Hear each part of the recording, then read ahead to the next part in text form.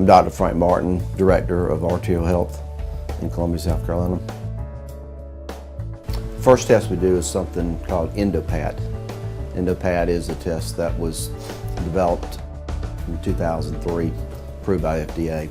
It's the only FDA-approved test for endothelial dysfunction, which is the first signs of atherosclerosis.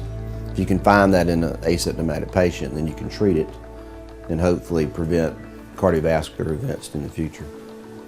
Second test we do is a carotid ultrasound. Carotid ultrasound is a test where you're looking for blockage in your carotid arteries. These two arteries here in your neck. And depending on how much blockage there is, then that would determine what action you would take. Most of the time it's a matter of medication and better exercise and that type of thing to improve. The next test is ABI. It's called the ankle brachial index, and that test determines whether you have blockage in your lower extremities.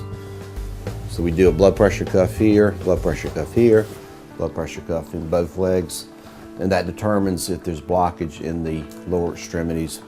If the pressure in your lower extremities is lower, that's an indication that you got peripheral vascular disease or blockage, which is usually a precursor to blockage in your coronary arteries or your brain. The last test we do is carotid intimal medial thickness, and that's also a carotid artery test.